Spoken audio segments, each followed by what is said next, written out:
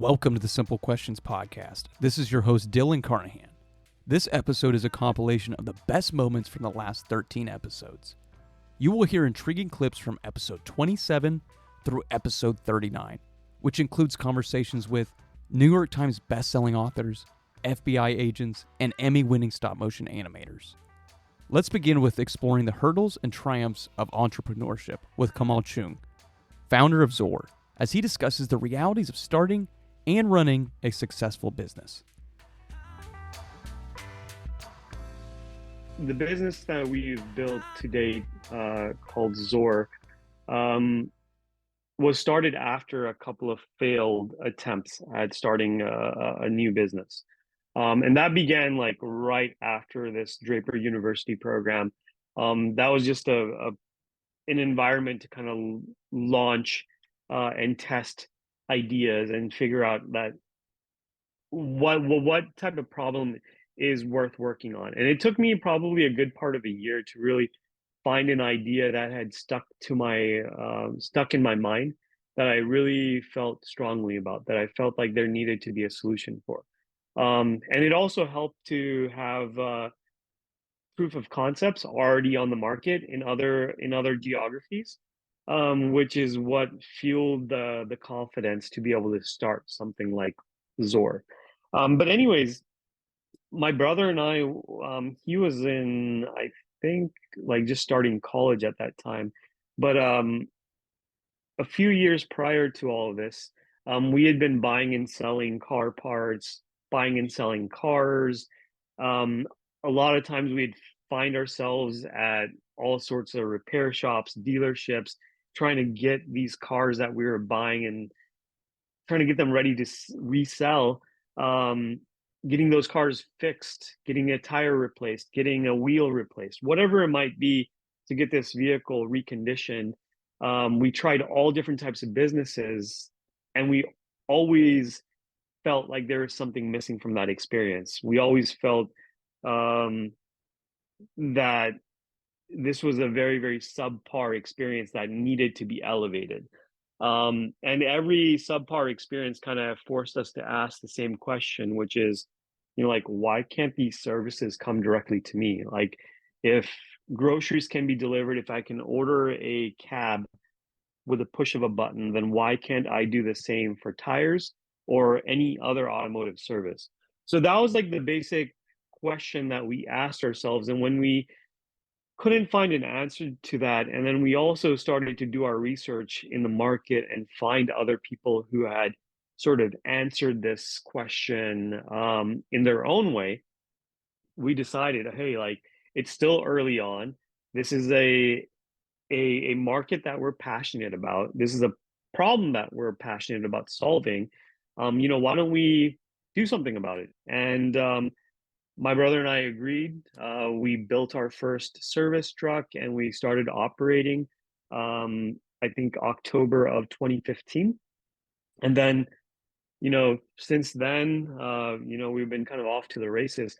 But, we faced pretty much every challenge you could probably imagine starting a new business. And because this was our first attempt at not just launching a business, but operating it, and we knew nothing about doing any of that. Every little event was a learning lesson. Every little small mistake was an opportunity to learn something that we didn't know. And pile on top of that, we're building a completely new type of business that doesn't even exist in our area. You can imagine the sort of uncertainty that creates and what you have to kind of do to create solutions. Dive into the magic of stop-motion animation with award-winning animators Alexis Deprey and DaRos as they discuss the art and effort behind bringing inanimate objects to life. So we try to think about averages for like animators time, mainly because when you're dealing with like a bigger production schedule, you have multiple shots to do. It's not usually just one single shot. And so, some shots only take a few hours, some shots take days or weeks. Like, it depends on like the length of the shot, the complexity of the animation, or the things that are happening in that shot. Like if there's a camera move happening, that makes the animation more complicated for the animator. And then also you have to do a clean pass with that camera move. So you have to like have a programmable camera move, like to repeat that move, and or you have to be taking everything out every frame it's moving.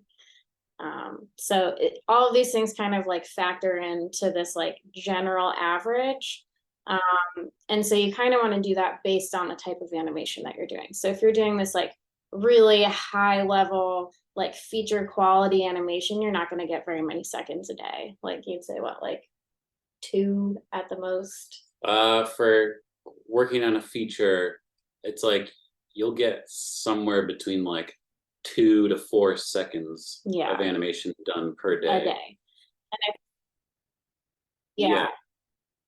That's your whole day. That's your day, just 2 seconds. And then if you're working on something like kind of fast and, you know, a little loose, more like a robot chicken, like our quotas for that were really high. So they were like between 10 and 15 seconds, sometimes depending on crunch time. So it's sort of just like throw everything at it and see how fast you can go. Yeah, working in TV, it's unforgiving in terms of like they want you to get 10 seconds a day no matter what. They don't care if you have a shot with like, you know, 20 characters in there or whatever. The goal is for you to get 20 seconds a day. So like as an animator, do whatever you can, take shortcuts, this and that. Of course, there are like exceptions, you know, like the animation director will be like, this shot is crazy, you know, just do what you can. Give them a couple days. Yeah. It's not like they're cracking a whip at you like, or punishing you. It's also like considered an average because it's your average. Like some days you might have a bunch of like frames, like it's just a really easy shot for some reason, so you can get like 20 seconds that day. Like things that tend to be a little bit faster are things that have less things in them and generally less going on. So like a more like close-up shot where no one's walking or gesticulating wildly, you know, like you can get a lot more frames that way. But if you have like 7 characters walking through a set full body, that's going to take you a minute to get through all that. So your average that day is probably going to be pretty low. To throw some numbers at you, if you're getting like 10 seconds a day and you're working, say you're doing 10-hour days at a studio, because sometimes you do 10-hour days, then you're getting like a second of animation per hour, which means you're taking 24 frames per hour. But on TV, you usually shoot on 2s, which means you shoot 2 pictures for every time you move the puppet. So really you're doing like 12 movement increments per hour to get 10 seconds a day in a 10-hour day. Yeah. Animator math. Yeah. Experience the thrill and challenges of being a fighter pilot with Kurt Dittmer, a veteran pilot who shares his firsthand accounts of high-stakes aerial combat and training. My first combat mission is on January the 21st.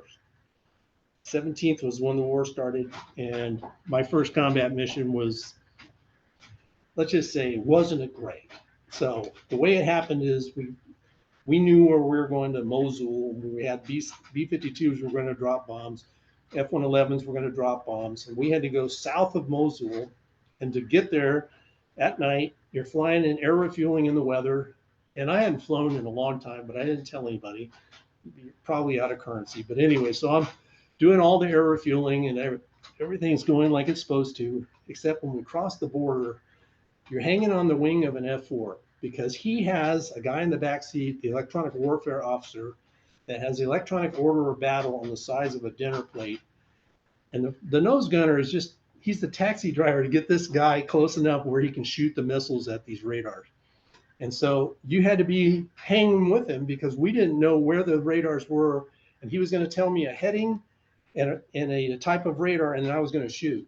And my brother said, whatever you do, you know, don't look at the harm. It's really bright. You'll get night blindness. So, okay, got it. Here, have a gun, you know, all this stuff. I'm going, gosh, you know, this is combat. I've done a lot of combat in Red Flag, but nobody ever dies. And the interesting thing is you all get better because you land and go, wow, that was a good tactic. Let's do that, and you try new things. But we went into combat, and I crossed the border, and it's dark out. There's no lights on. There's nothing.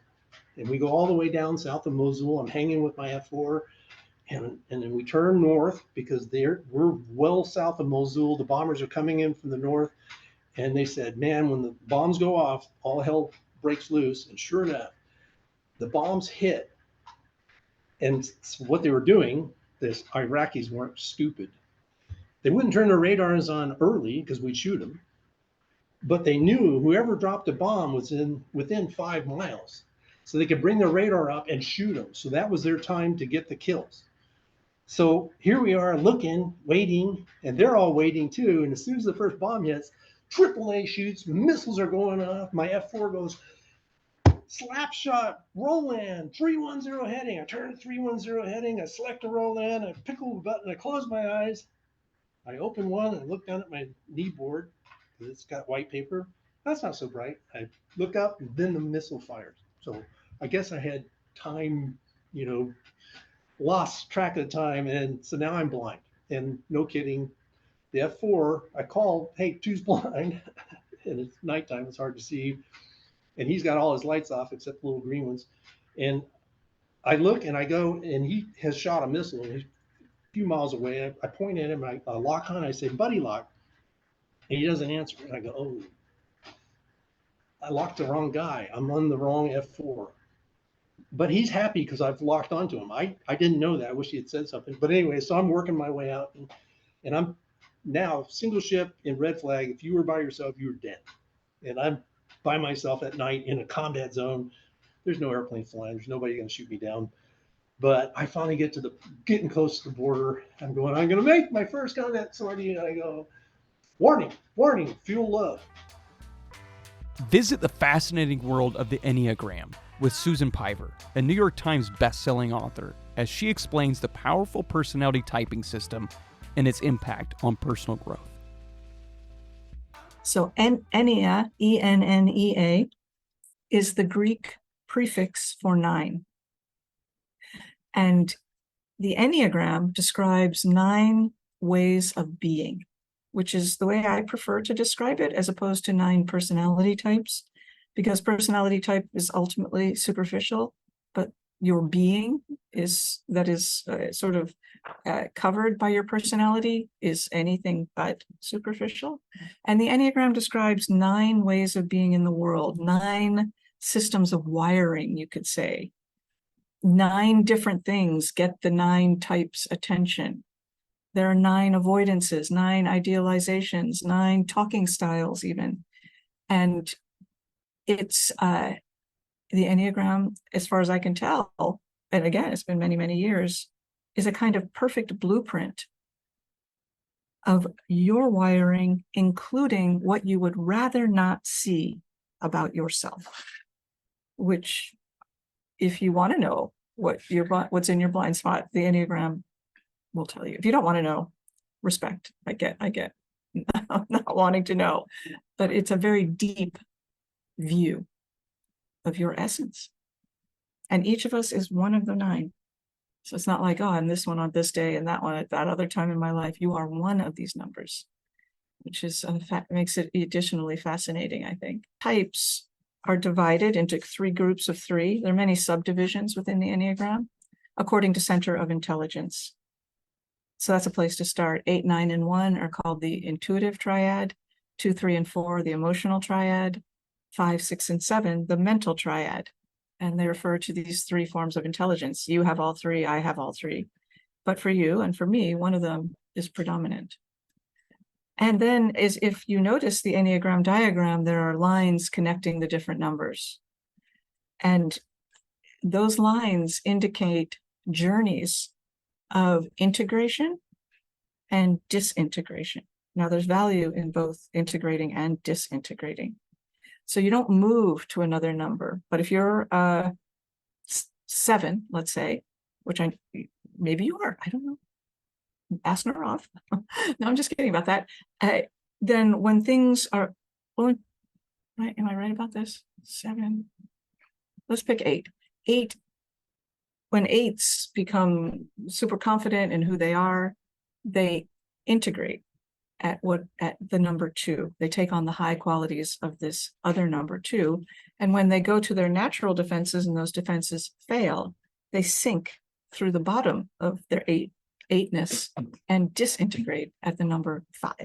So they don't become a 5, but they take on those qualities on bad days. And 5s, however, integrate at 8. So they take on the good qualities of 8 when things are going well. So it's an interconnected circle of numbers, but you are only one. I know people really don't want that. It feels like a trap, but it isn't. It's extremely liberating to figure out who you are. Paul Domb, the co-founder of the Visual Snow Initiative, joins us to shed light on this often misunderstood condition and provide valuable information for those affected.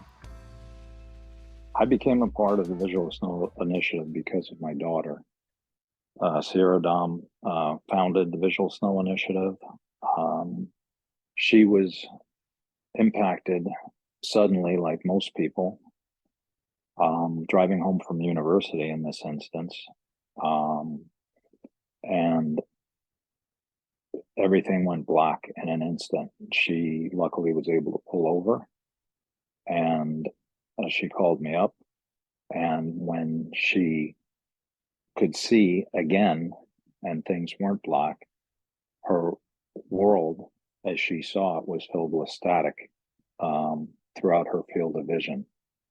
And this was occurring 24/7.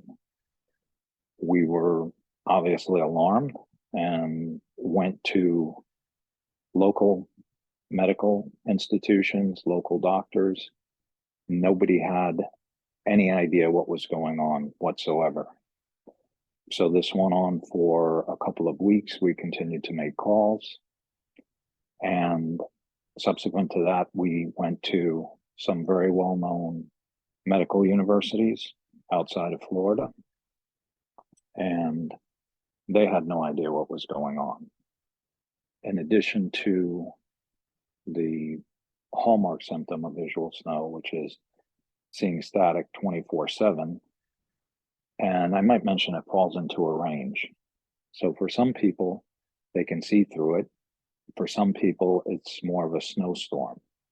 But it is extremely alarming when you don't have any type of diagnosis or acknowledgement that what you're experiencing is real. And this went on for Sierra for 18 months.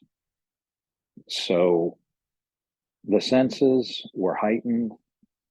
The magnitude of worry was heightened. The anxiety was heightened with every passing day that we left a doctor's office, a university where we had no answers whatsoever, no diagnosis. Some of them thought it was psychological. So it was extremely frustrating, but more so for Sierra because she was experiencing the symptoms herself. We subsequently, Sierra found a doctor. His name was Dr. Peter Goldsby. And he had published a paper about a syndrome called visual snow. And she got chills in describing what he had written about because it described her symptoms to a T. He's in King's College in London. He's also at UCLA. And she called him up. We met with Peter. He made the official diagnosis. She asked the question, how come you seem to be the only one in the world who knows about this? Sierra thought at the time she could go blind. She thought maybe she could die because she was also having non-visual symptoms. And nobody had any explanation for this. So it's just a deterioration, isolation, marginalization on behalf of the medical community. And Peter said, this is not going to impact your vision any more than it already has. You won't go blind. So there was reassurance that somebody in this world knew what was going on. And he certainly did. But she posed the question to him,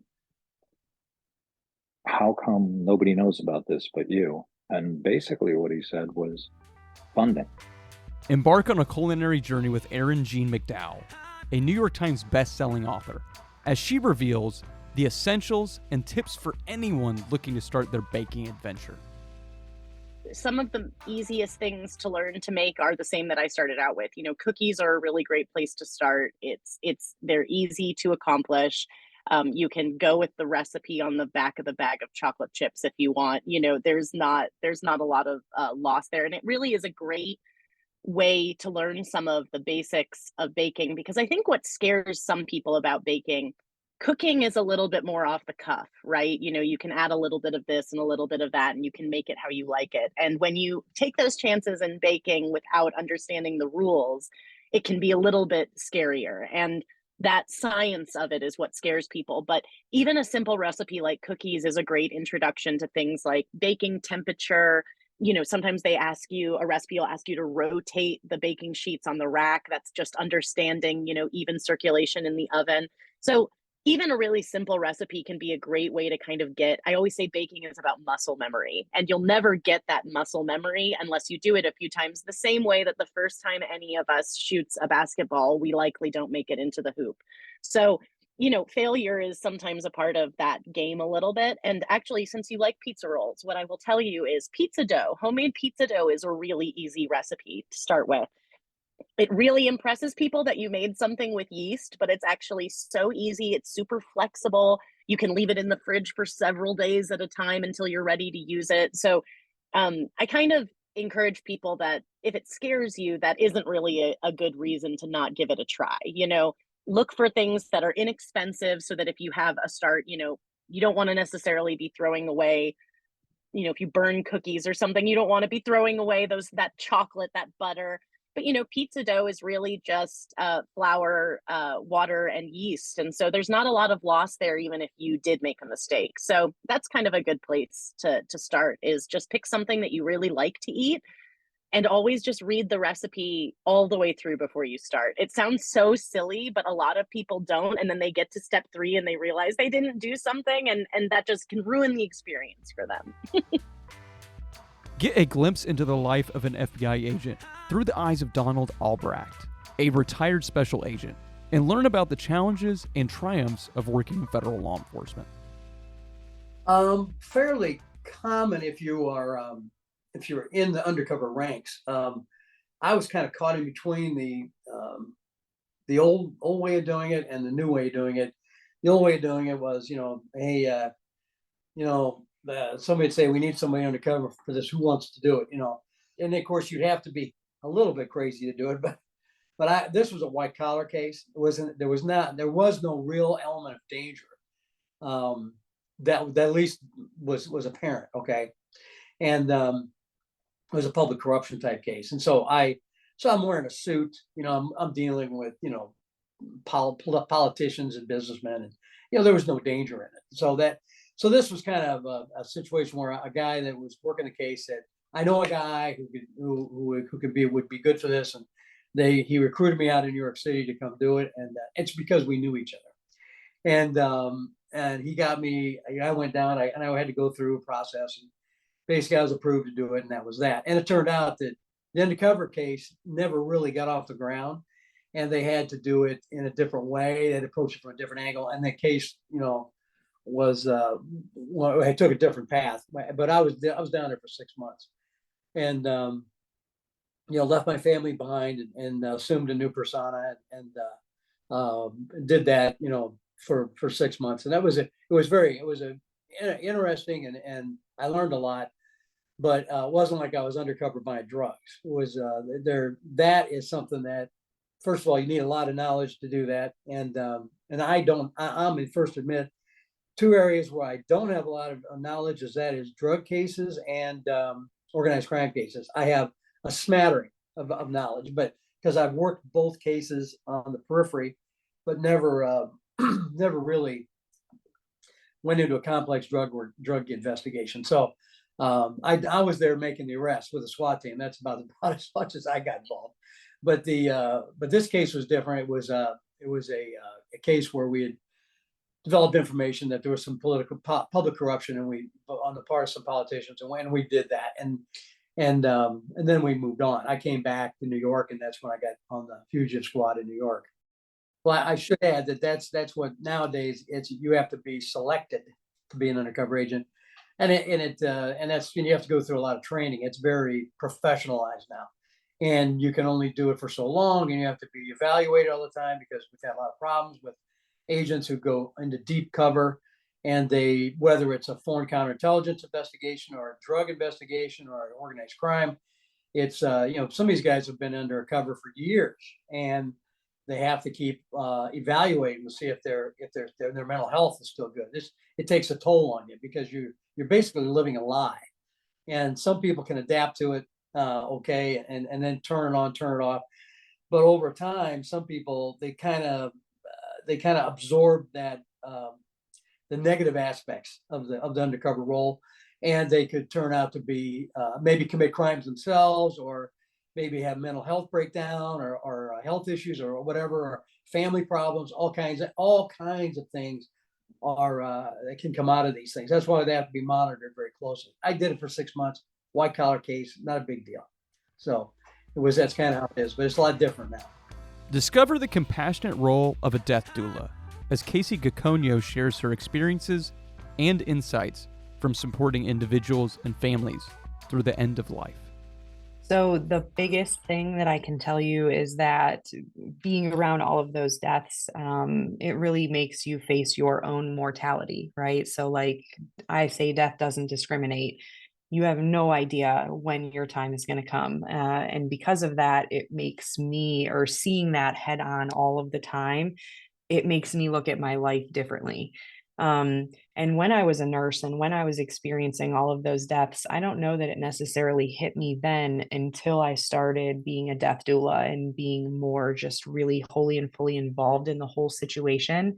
And also working with a lot of people who were younger, who were very healthy marathon runners, never smoked, never drank. And now at, 40 something, they're dying from this terrible cancer.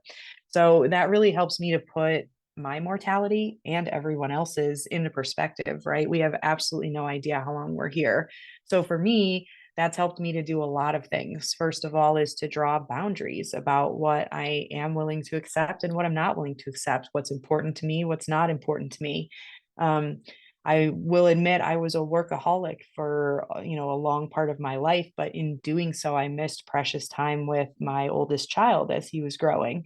So now, I'm able to see that what should really be important in life, right? After sitting with so many people who are on their deathbed, I can tell you that 0 people talk about their job and how happy they are that they worked so hard, or that they stayed late, or that they worked overtime. That's nothing that anyone ever brings up. It's always the memories of the times you spent with your children, or your vacations, or your loved one, your husband, your wife. So for me, it really helped me to live my life more meaningfully. So everything that I do, I see the beauty in it, and I make sure that it's meaningful. Even something as silly as like taking a walk at the park on a beautiful day. There's so much to take in there that you're so lucky to have, the smell of the clean air, the beautiful blue sky, the sun on your skin, the birds, like all of it, whereas before it was like I would take stuff like that for granted. Now I see it all with a different light. And also, what was the second part of that? Oh, I just make sure to make the memories, I guess is what I want to say, because that's what you're remembering at the end of your life, is all of these beautiful memories that you've made. So make the memories, don't work your whole entire life away, because when you're on your deathbed, that's not what's going to be important to you. The number one biggest deathbed regret that everybody always says is, I wish I worked less and, played more, or traveled more, or spent more time with my kids, whatever it is, it always starts with, I wish I worked less and did more of this. And so it's really easy for me to put that in perspective, and owning my own business really gives me the capability to make sure that I have a beautiful work-life balance, so I can work and bring meaningful helpfulness to the world, but at the same time, make it to my kids' school for all of their school functions, or, take a day off if I got a kid home from school sick, or whatever it is. So those are my biggest things that have changed with kind of facing death the way that I do. Join us as we explore the rich history of the original cowboy boot with Zach Lawless, CEO of Hyer Boots, and uncover what makes these iconic boots so unique.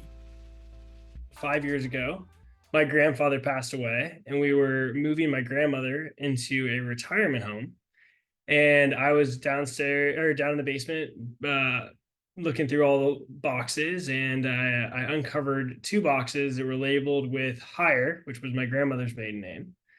And the first one I opened up had a picture at the very top of it of Calvin Coolidge dedicating Mount Rushmore, and a pair of cowboy boots, along with an order form attached to it. And that order form had a note that said, "Thank you so much for rushing these boots. Couldn't imagine doing this in anyone else's boots." At that point, I was able to put together that Hyer was my grandmother's maiden name. Hyer was the name of the boot company on the order form, and Calvin Coolidge was wearing these boots. So I thought that was about the coolest thing ever. There's a bunch of old boots in there, a bunch of old memorabilia. Just judging by the level of the marketing that was on the material, I knew it was something, especially at that day and age, that was fairly significant. And so I went up and asked my grandmother about it.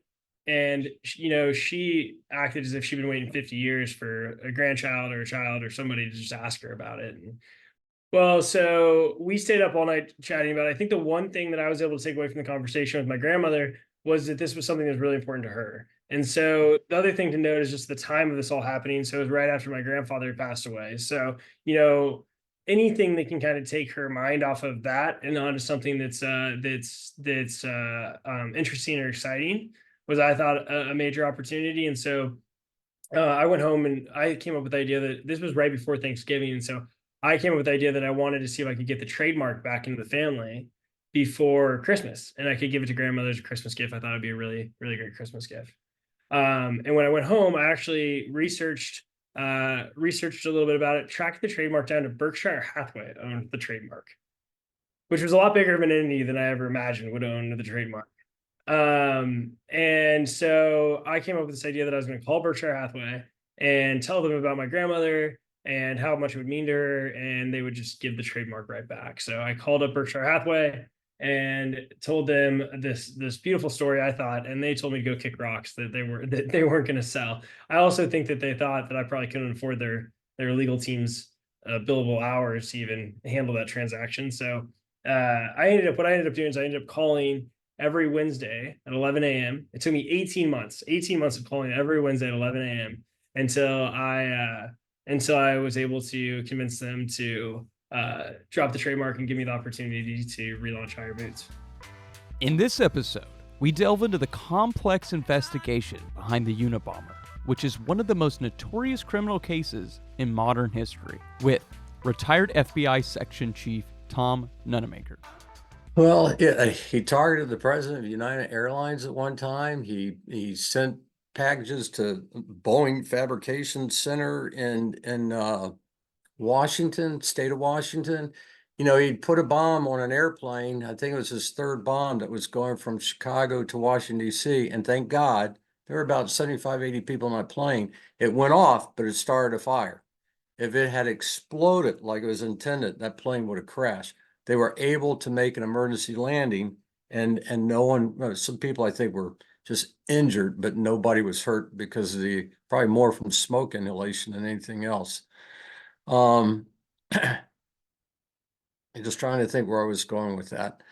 He was definitely dedicated. Like I said, he walked the walk, he talked the talk. When you say it took a lot of commitment to take a 28-hour bus ride, what kind of commitment do you think it took to live in a 10 by 14 cabin? And I've been in it. My bedroom closet's bigger than his cabin. And 25 years, no water, no electricity, no nothing. Everything was made by hand. This is another reason he's so hard to catch. Not only is he a lone wolf, not only is his victims picked randomly, all of his materials were made from items you get anywhere, or from a dumpster, or he didn't use anything special. He made everything by hand because he had no power to use tools. And so even when you would find some remnants of a bomb at one of the crime scenes, they were so easy to acquire. It's not like you can trace it right back to the manufacturer and see who that manufacturer sold it to and try to locate somebody doing reverse engineering, so to speak. Hey, he was good. He took a bus because guess what? When you get on a bus, nobody checks your, especially back then, you're pretty anonymous. You get on a bus, you go somewhere, you get off, get on a bus, you come back. It's not a big deal. I mean, he actually changed the way things were mailed. He actually changed the way things, airlines. This is long before the events of 2001. There was a time he actually almost shut the airline industry down. When he wrote one time and said, "You've got to publish this. If you don't do it in 6 days, I'm going to blow up another aircraft." I mean, I remember that time. People were just freaking out. Nobody wanted to fly. The airlines didn't want to operate. The security just went through the roof. When you think about he's one guy and the power that he wielded, it's phenomenal. It's amazing what he was able to do. And you look back at the scope of things, 16 bombings, only 3 people were ever killed. Several more obviously were injured. But I think that's what scared people, is the randomness of it. So he did a lot of stuff with airlines. So people thought maybe he worked in the airline industry. Maybe he built airplanes. Maybe he sent things to universities. So maybe he was a scholar. Maybe he worked at these universities. Maybe he sent things to advertising executives. He sent stuff. I actually think he killed this gentleman, the president of California Forestry Association. There were 2 people that had the last name of Wood, Percy Wood. I think he was the president of United Airlines.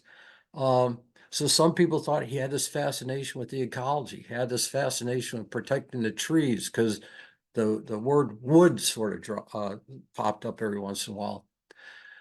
There are a lot of roads that had to be gone down. There are a lot of roads that were dead ends. But again, you have to check everyone out, and that's what's so manpower intensive.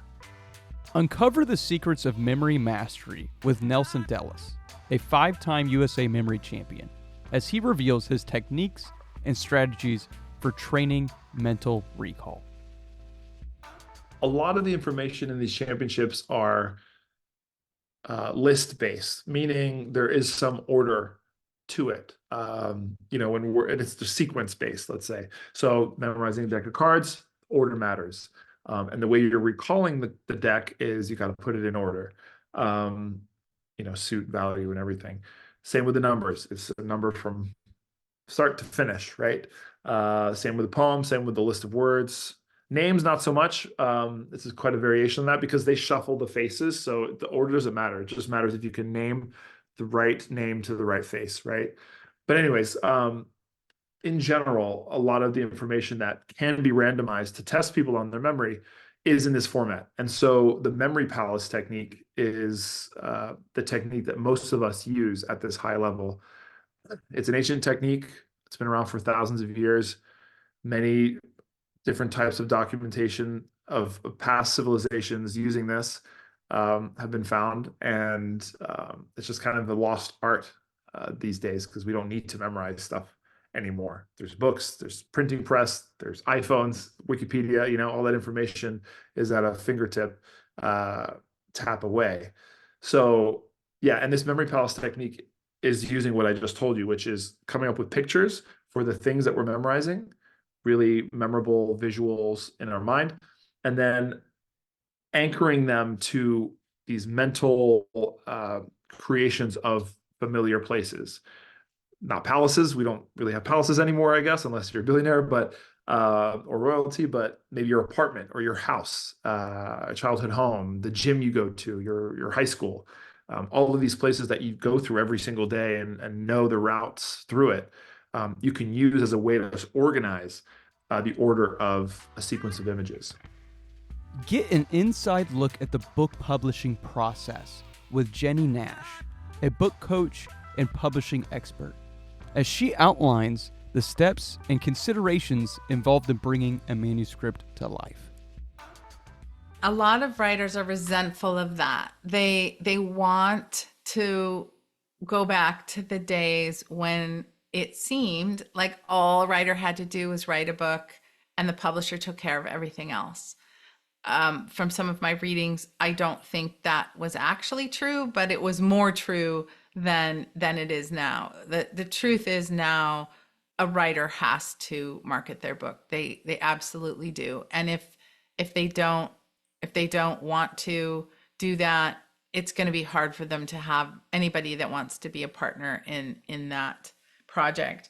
But the way I always talk to my coaches and writers about it is you have to think of the book as a product and yourself as an entrepreneur, because that is exactly what it is. And if people are too precious about it, well, this is the work of my heart. Well, this is the thing that I have spent 10 years on and it's so precious. And I mean, yes, have those feelings about your book and think of it as, how am I going to get people to buy this? What is that going to take? And the only way that we know that works is word of mouth.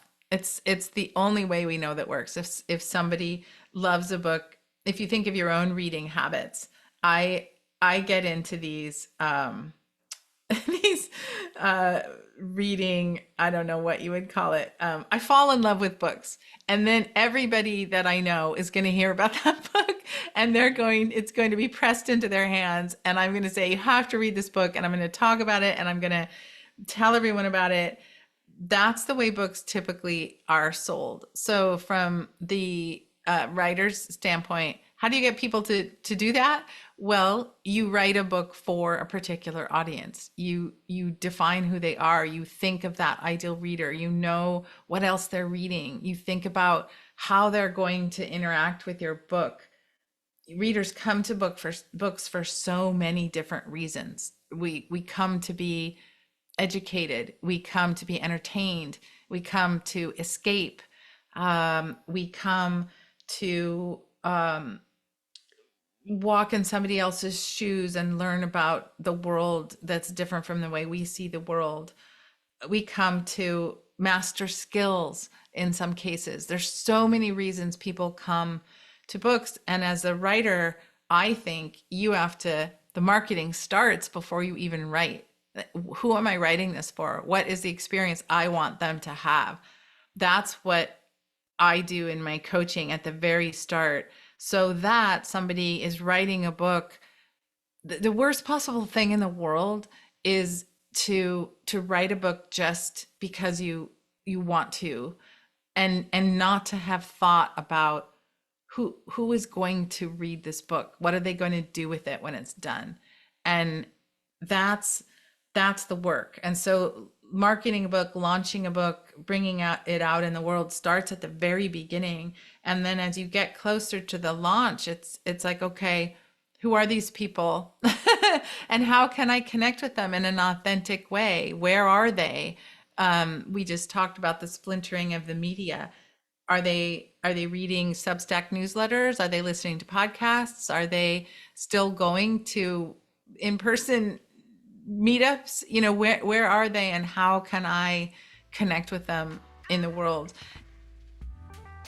Tori Borish, a World Orienteering Championship competitor, explains the intricacies of orienteering and what it takes to navigate the challenging terrain of this sport. Yeah, so I should first just say that people use, at least in the US, the word orienteering in a variety of different ways. So I am talking about it kind of as a competitive or not competitive sport, but just know, like, sometimes this word can be used in slightly different contexts, all related to navigation. But so the basic idea is that you have a very detailed map and a compass, and that's it. So no GPS, no phone, anything like that. And there are a lot of variations that I think we'll get into later, but usually you have a start point and you have an end point, and maybe 10 to 20 different points you have to get to between them. But how you get between them is entirely up to you.